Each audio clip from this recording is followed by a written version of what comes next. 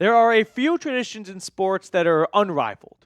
The Masters, March Madness, when Duke fans go from being sad about an early exit to watching Yankees opening day and then getting set for the rest of the Lakers season and the Cowboys season. And then, of course, Falcons edge rusher free agent targets. Because every single year around this time, I stand at the same spot in Studio F and we talk about the same topic that never gets solved.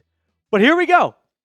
Here are some free agent targets to go over because, lo and behold, the Atlanta Falcons pass rush is going to need some revamping. I mean, from a personnel standpoint, they are going to need some replacements if they don't bring these guys back. Judon's going to be a free agent. Eddie Goldman, who came out of retirement for a second time, and I thought he played pretty well. We'll see if he decides to come back or not, but he's a free agent. James Smith-Willie and Lorenzo Carter, Contavia Street, all guys who had pretty large roles this past season are set to hit the open market. Atlanta might bring a couple of them back because the Falcons pass rush played so well down the stretch after getting off to a horrific start. So kudos to the players for turning it around. But we are going to look at a couple of free agent targets out there that have been loosely linked to Atlanta, starting with edge rusher and our old friend Haason Reddick. Allegedly, I might have called him a Falcon at some point. I don't remember. Who keeps up with that stuff? But let's talk about the possibility of Reddick coming down to Atlanta once and for all. So I came across a Bleacher Report article which listed the top 50 free agents, and two noteworthy guys were connected to Atlanta. Reddick and the player we're going to look at next. Now, some background on the former first-round pick. Remember, he held out from the Jets at the start of the year after getting traded to New York and not being on the same page contract-wise with the Jets, and ultimately held out for the first about third of the season. Played the last 10 games, really didn't make much of an impact with New York. He had 1 sack, hardly heard his name all season long. Here are the rest of his stats: 14 tackles, 2 tackles for loss, 3 quarterback hits. So not a very productive season from the box score for Haason Reddick. But you go back to that dominant stretch he had from 2020 to 2023, and we're looking at just 10-plus sack season after 10-plus sack season. Now, he recently turned 30 years old, which sometimes can be the kiss of death for a GM, but I smell a bounce-back season for Reddick. I just feel like he went to a completely turbulent and dysfunctional team in the most dysfunctional season of that team. I mean, if we're power ranking Jets seasons of dysfunction, 2024 has to be towards the top. They fired pretty much everyone. They stuck by Aaron Rodgers. They traded for Devontae Adams, and they won 5 games. So I'm just going to chalk up 2024 for Reddick for just being a casualty of the New York Jets. And I am willing to buy back in on Reddick. The next guy, not nearly as much. But I look at his last 5 years and I see 1 season down and 4 seasons up. You tell me which one's the outlier. I'm going to go with the 1 season down. Maybe Father Time has called his name, but just 30. There are plenty of really good, productive players over the age of 30, and I think sometimes we see the 3 and we're like, whoa, he's cooked.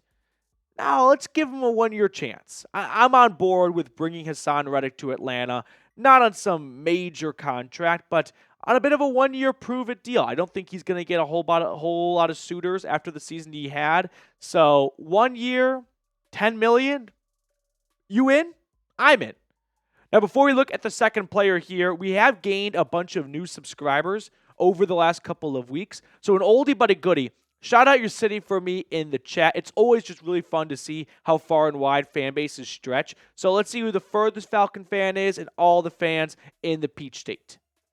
Second player I saw linked to Atlanta is Khalil Mack, the former Defensive Player of the Year. And we're going to talk all about Mack potentially coming to the East Coast. But first things first, a quick shout out to our friends over at Game Time. Game Time has an awesome feature called Game Time Picks that makes getting tickets to see your favorite teams play live even easier. Game Time Picks filters out the fluff to show you only incredible deals on great seats, so you don't have to waste time searching through thousands of tickets. One thing I love about Game Time is they offer the Game Time guarantee. If you find tickets in the same section and row for less, Game Time will credit you 110% of the difference. So take the guesswork out of buying tickets with Game Time. Download the Game Time app, create an account, and use code CHATSPORTS for $20 off your first purchase. Terms apply, but again, create an account and redeem code CHAT Sports for $20 off. It's a great tool to use if you want to go catch a college football playoff game, a Hawks game, or any other sporting event in your area. Download Game Time today. What time is it? Game time.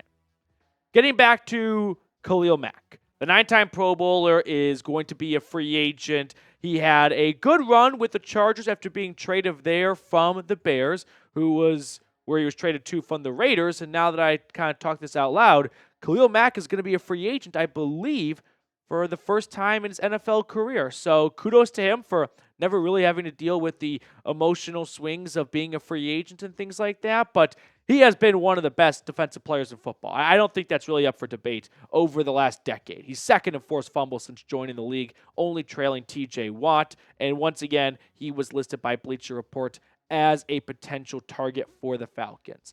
Now, the last couple of seasons, here's an example of which one's the outlier. I've got 6 sacks, 8 sacks, 17 sacks, 6 sacks.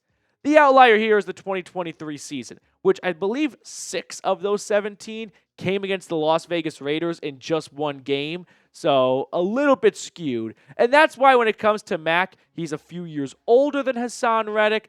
I still think he is a starting caliber player in the National Football League. I still think he can be a valuable defender for a team, but I'm not willing to overpay Mack based on what he's done in the past. Hopefully Atlanta kind of learns from their mistake a little bit with Kirk Cousins and goes, okay, let's not make a veteran, and by veteran I mean like old veteran player, a really big contract offer just to swing him down over. The nature of free agency always includes overpaying. That's kind of the price of doing business if you want to get guys to come to your team versus other teams. You usually have to up the ante a little bit. But when it comes to these two players, I kind of prefer Reddick just based on a little bit of the age factor, and also I've got one down year in the past 5 years, whereas with Mack, it's a pretty good consistency of 6 to 8 sacks, and that's plenty fine for me. I mean, that is miles ahead of pretty much every pass rusher on this team at the moment, so that's all right with me, but I'm not willing to pay Mack top dollar. Even for his age, he's not going to get a huge contract in free agency, but I don't want to see the Falcons be the suckers that pay a 34-year-old a 3-year, $60 million contract, and it's like, what were you thinking? Now, here are some other free agent edge rusher options out there. I don't think Judon's coming back. Just didn't seem like a good fit, right, for one reason or another. DeMarcus Lawrence, he's kind of quietly old. He's coming off an injury. Josh Sweat is going to be a prized target for a lot of teams due to his strengths and just age. Chase Young, former Rookie of the Year, second overall pick, maybe one and done with New Orleans. Charles Omenihu from the Chiefs. Azeez Ojulari, Marcus Davenport, Derek Barnett. Two guys that jump out to me just a little bit based on the age factor, under the age of 30, and some solid, 2024 seasons. Ojulari and Derek Barnett. Those are two guys that I could see Atlanta pursuing as, hey, these are players that can be here for more than just a season or two. So I could see them getting a 3-year, maybe like $50-ish million contract, somewhere in that range. And I could get behind those two signings right there. Now, when it comes to addressing the edge rusher position, how do you want Atlanta to prioritize it? Do you want it to be in the draft with the 15th overall pick? Do you want it to be in free agency, kind of, getting the top guy off the market like we just looked at, those 10 options? Or, my personal choice, both. Just more, right? That Kylo Ren meme. More, more, more. You can never have enough pass rushers. So I'm in door number 3. Let me know which one you like, though, down below in the comment section. All right, that will do it for us on today's episode. Thank you guys so much for tuning in. If you enjoyed it, let me know by commenting your thoughts down below. Make sure to like and subscribe, and I'll see you guys later with more Falcons news and rumors.